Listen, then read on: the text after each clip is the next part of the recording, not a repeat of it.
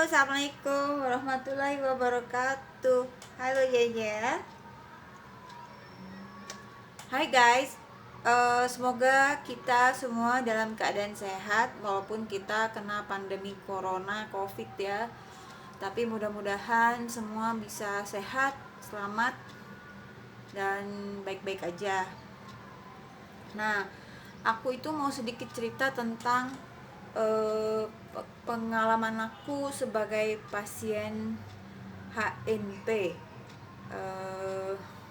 Jadi aku tahun 2012 akhir bulan Desember tepatnya itu berkunjung ke sebuah panti, dan disitulah terjadi kesalahan dari salah satu orang yang ikut baksos aku di panti itu. Jadi kami lagi game saat itu dan aku nggak ikutan game sebenarnya. Terus aku lagi berdiri, tiba-tiba itu di smackdown sama sekitar belasan anak panti, sehingga aku seperti American football gitu terbanting ke lantai dengan posisi punggung bokong sama paha kanan yang kebanting.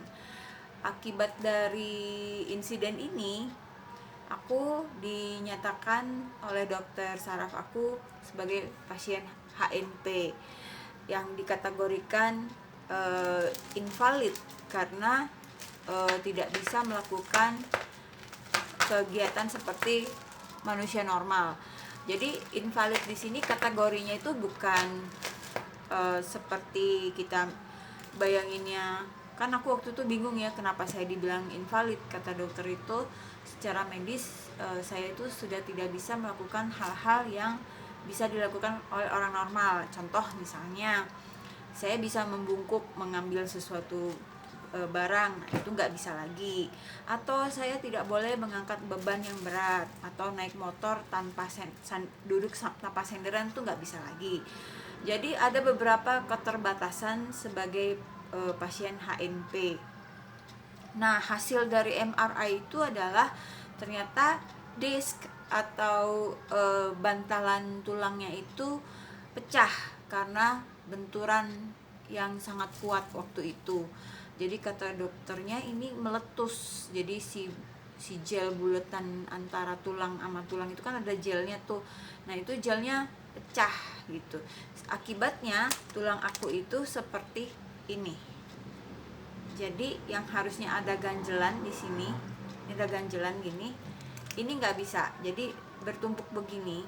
Dan ini karena bertumpuk dengan beban tubuh segala macam, sehingga menonjol begini, dan itu menekan saraf-saraf yang ada di sekitar area tersebut.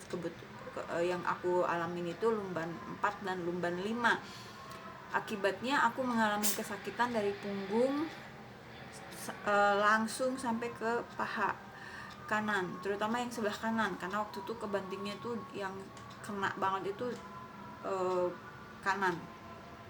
Nah, kondisi ini seperti kita ketahui, tulang belakang itu adalah pusat seluruh saraf tubuh. Jadi ketika di situ ada bermasalah, kemungkinan bisa jadi lumpuh, bisa jadi nggak bisa jalan gitu kan, bisa macam-macam. Alhamdulillahnya gitu ya, kecelakaan itu tidak menyebabkan aku lumpuh gitu. Tapi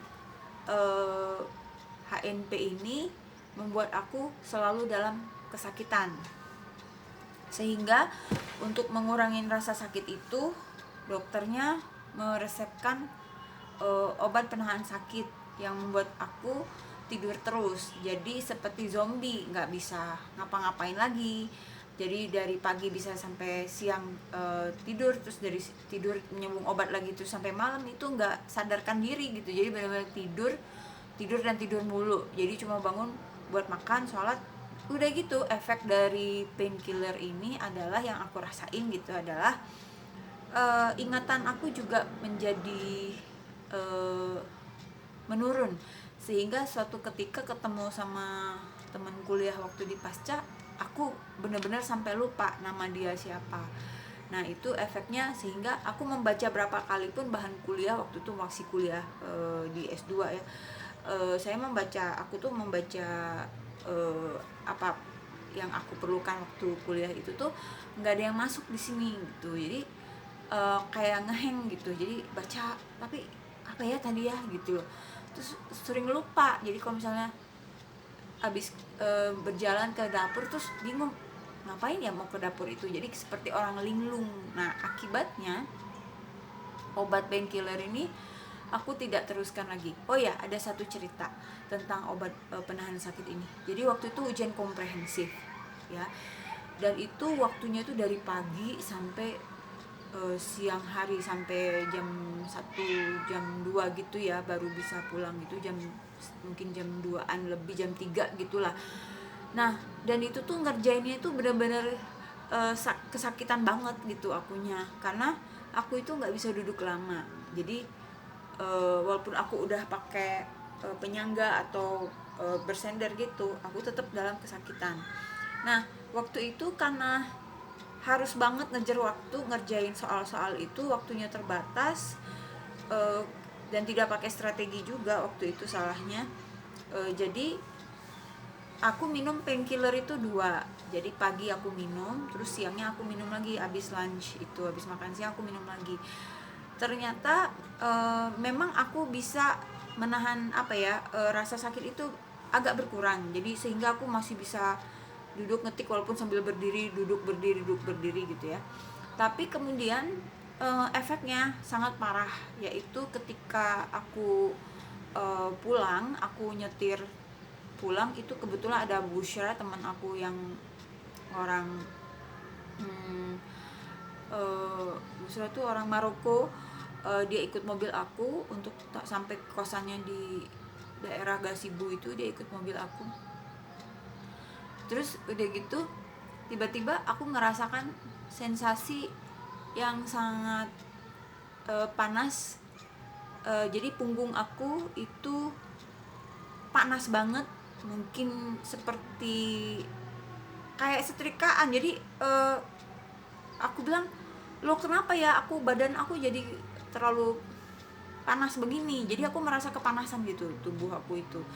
Ternyata efek dari painkiller itu karena dia menahan sakit itu, pada saat udah selesai obatnya tidak ada lagi, itu badan aku jadi kayak menjerit meronta-ronta gitu. Jadi sehingga mengakibatkan kekacauan luar biasa di tubuh saya itu. Jadi rasa panasnya itu sangat panas seperti kayak disetrika gitu badan itu. Kemudian sayanya ketakutan gitu jadinya, karena belum pernah seumur hidup ngalamin rasa panas yang begitu cepat menjalar di tubuh gitu ya, di bagian yang HNP itu, yang dari punggung sampai paha itu, terutama punggung itu sakit banget dan panas banget. Sehingga Bosra itu akhirnya aku suruh, Bosra kamu pegang deh tubuh aku, dan dia kaget sekali karena pas dia pegang itu memang badanku panas banget suhunya gitu loh. Nah itu rasanya benar-benar mengerikan, menakutkan. Saat itu Bosra sampai bilang udah ke rumah sakit deh katanya gitu. Akunya aduh, aku abis capek, abis ujian kompre seharian, persiapan berhari-hari gitu, kurang tidur segala macam, suruh ke dokter tuh paling males banget gitu ya kalau nggak kepaksa. Cuma saat itu mikir ya udah tunggu dulu, aku bilang tunggu dulu. Akhirnya iya kamu ke dokter aja deh, kamu cek, katanya kamu harus cek. Akhirnya sudah Bosra turun itu badan masih panas gitu ya, tapi akhirnya aku bilang kayaknya ini efek dari minum painkiller tuh sampai 2 hari itu. Akhirnya Bosra udah turun, aku lanjutin perjalanan sambil berzikir, memohon pertolongan Allah gitu ya, jangan sampai aku kenapa-kenapa gitu di tengah jalan lagi nyetir gitu kan. Nyampe rumah itu aku benar-benar ketakutan banget karena badanku tuh benar-benar jadi naik gitu loh suhunya. Jadi pengalaman itu membuat aku tidak mau lagi meneruskan meminum painkiller itu. Ngomong-ngomong ini ada Cecil nih.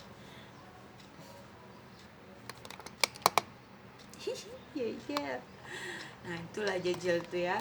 Jadi guys, itulah pengalaman kesakitan HNP. Nah sering banget kalau udah terlalu aktif beraktivitas, misalnya di baksos aku tidak bisa ada kursi, aku harus duduk di kursi karena aku nggak bisa duduk di lantai.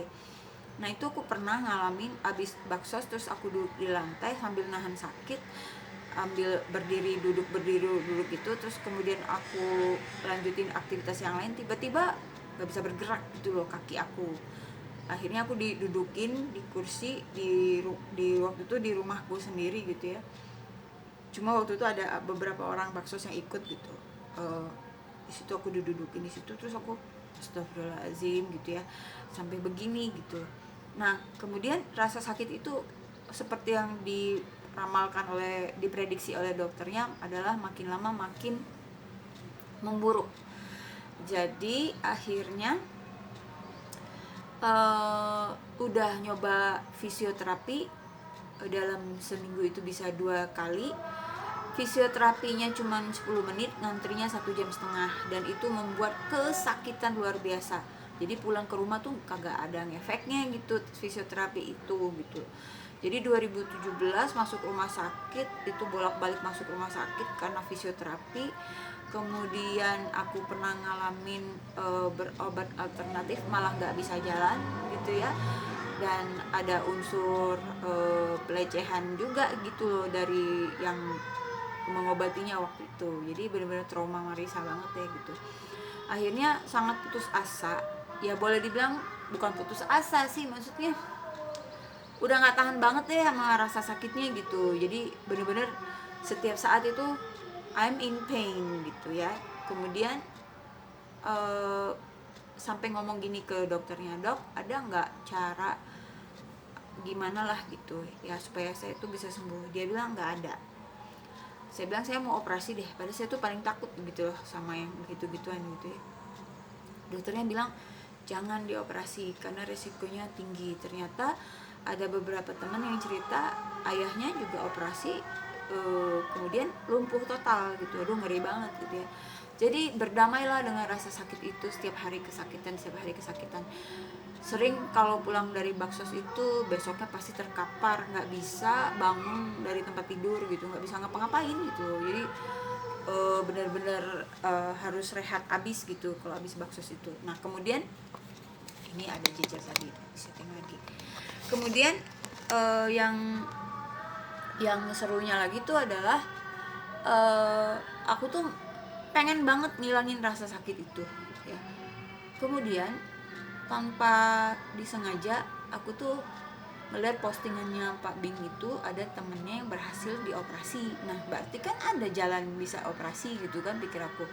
Akhirnya sama Pak Bing dikenalin lah sama Bu Linda itu. Tapi ternyata guys, biaya operasinya itu 370 juta total gitu ya. Aduh pokoknya udah hopeless case deh gitu. Saya nggak punya lah gitu, kok harus jual rumah kali ya kalau duit segitu banyak.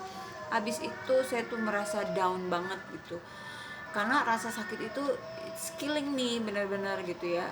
Udah nggak bisa apa-apa karena nggak bisa tidur juga gitu loh, karena setiap malam harus kompres pakai bantal listrik gitu ya, kaki harus diangkat segala macam. Nah kemudian aku itu sudah merasa apa ya, discourage lah gitu. Ini bagaimana hidup aku selanjutnya gitu ya dengan kondisi seperti sakit seperti ini. Akhirnya aku itu berdoa dengan sesungguh hati sampai nangis banget gitu. Salat tahajud itu berapa banyak gitu ya, salat tahajud terus berdoa sama Allah, menceritakan keadaan aku seperti ini. Aku nangis, aku minta tolong sama Allah. Aku bilang aku operasi, aku gak ada uangnya, tapi ini sakit banget gitu. Aku bilang aku mohon disembuhkan. Aku bilang minimal ya, aku bilang apa Jejer, minimal aku itu tidak, gak sopan memang ya kucing gue, maklumin aja ya guys. Nah kemudian berdoa itu ya, jadi berdoa sungguh-sungguh meminta sama Allah. Jadi aku tuh yakin banget sama sholat tahajud gitu ya, kalau udah berdoa minta tolong sama Allah sampai nangis-nangis kayak gitu tuh mukjizat Allah itu ada gitu. 2 hari lah kurang lebih dari sholat tahajud sambil nangis itu.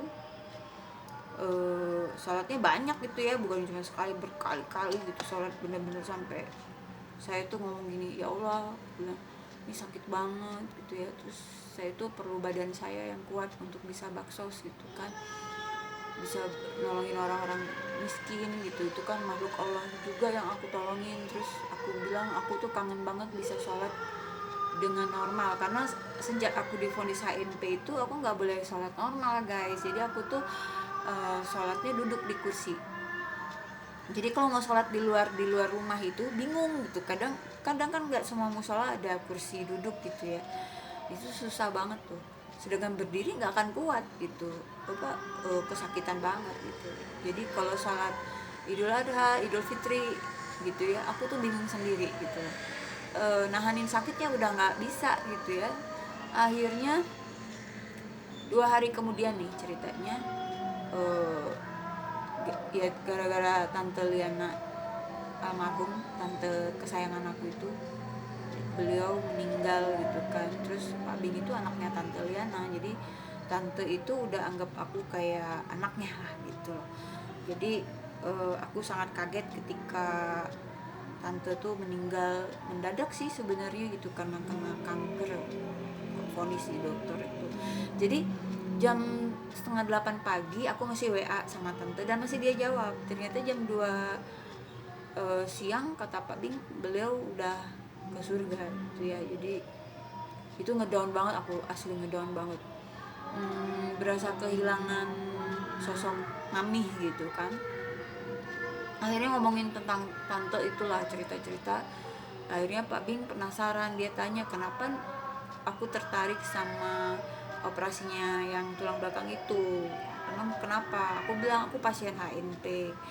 Ternyata Pak Bing itu udah belajar chiropractic, ya sepupunya chiropractic gitu ya. Itu sudah berapa tahun ini, dan dia tuh belajar itu buat nolongin teman-temannya yang udah hopeless, nggak tahu mesti kemana gitu. Nah, Pak Bing nawarin waktu itu, mau nggak coba di chiropractic itu. Waktu itu aku bilangnya masih chiropractic, dia bilang aero, akhirnya kan dikoreksi. Aku bilang aku mau banget. Itu Jajal ngapain sih? Jajal ngapain dia? Kemudian akhirnya Pak Bim bilang, yuk kita coba, mau nggak lo cobain chiropractic? Aku bilang sih ya mau aja, aku memang dari dulu itu sebenarnya penasaran pengen nyoba chiropractic gitu, karena aku pikir ini kan berhubungan dengan tulang gitu ya, jadi siapa tahu bisa di chiropractic. Tapi as you know gitu ya, praktek chiropractic di Indonesia itu sudah di mana ya, udah dilarang apa gimana gitu, pokoknya nggak ada gitu loh yang buka chiropractic gara-gara kasus yang di Jakarta itu gitu kan, yang dokter Kanada itu.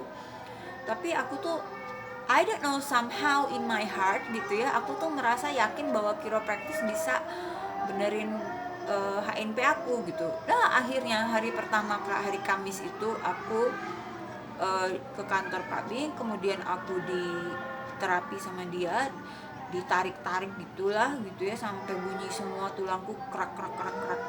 Kemudian ada keajaiban terjadi. Aku ngerasain kesakitan aku yang di bagian punggung pinggang itu jauh berkurang. Jadi masih sakit, masih nggak bisa duduk lama segala macam. Tapi guys, perlu dicatat bahwa doaku sudah terkabul gitu. Jadi Allah udah ngabulin bahwa mengurangi rasa sakitnya udah dikabulin sama Allah kan, bener kan gitu. Jadi sekarang doanya, ya Allah sembuhkanlah aku secara total gitu loh. Jadi akhirnya setelah terapi yang pertama aku merasakan perubahan signifikan, tapi punggungku masih pegel gitu kan, naik ke atas sakitnya gitu, yang bagian punggung pinggang itu udah berkurang sakitnya. Nah terapi kedua itu digituin lagi sama Pak Bing dengan metode yang sama, rasa sakit yang di punggung itu udah berkurang. Jadi yang ada sisa sekarang adalah model. Yang tersisa sekarang adalah ada rasa tidak nyaman sedikit di panggul di panggul sebelah kanan yang kebanting itu. Tapi overall aku udah sangat bersyukur banget nih. Kalian bisa lihat ya, aku bisa berduduk selama ini gitu ya. Dulu jangankan bisa begini gitu, langsung berdiri duduk gitu. Kalaupun duduk itu nahanin sakitnya painful banget. Kalau ini enggak, I feel much better lah gitu. Seperti itu guys. Jadi akhirnya nyobain chiropractic itu sangat membantu aku. Jadi sebenarnya aku itu terapinya hari Senin besok, tapi aku salah lihat hari. Jadi aku tadi udah datang ke tempat Pak Bing, tapi hari Minggu ini aku salah. Maafin. Begitulah ya hidup. Ya itulah cerita aku. Jadi sampai sekarang aku belum bisa, ya mungkin nggak bisa seperti normal ya, gimana pun aku tetap nggak bisa ngangkut barang berat karena pasti kumat lagi gitu kan. Itu aja sih larangannya tuh nggak boleh ngangkat barang berat gitu aja, terus nggak boleh posisi-posisi yang salah. Selebihnya masih normal kok hidup aku masih bisa masak, masih bisa belajar, masih bisa ngedit, bisa ngetik di laptop masih bisa. Cuman yang gitu aja, aku punya kekurangannya sebagai pasien HNP itu, ya itulah punya posisi tertentu. Kalau nyetir harus tegak begini gitu, terus kalau duduk harus bersender gitu kan, harus ubah posisi, harus jaga posisi banget, gak boleh ngangkat barang berat. Jadi I'm the boss, jadi siapa yang bisa bantu bawain barang aku gitu sekarang ya gitulah, harus adaptasi. Kata Travis juga kan, Travis Horner bilang aku harus adaptasi dengan keadaan yang baru gitu ya Jejel. I love you. Ini kucingku, mami udah cerita tentang keadaan mami. But I'm okay, I'm happy, I'm a happy person with my lovely cat. I love my cat. Gitu guys cerita tentang pasien HNP perjalanan aku ya. Oh iya, satu lagi aku mau cerita. Berenang tidak terlalu membantu aku. Berenang tidak terlalu membantu, terapi fisik juga enggak. Jadi yang benar-benar signifikan membantu aku mereduce the pain itu adalah chiropractic. Thanks to Pak Bing, alhamdulillah. Jangan sundur-sundur. Aku disundur barusan. Jadi gitu guys ya, buat pasien-pasien HNP cobalah chiropractic kayak mami aku. Cobain deh ya. Assalamualaikum warahmatullahi wabarakatuh.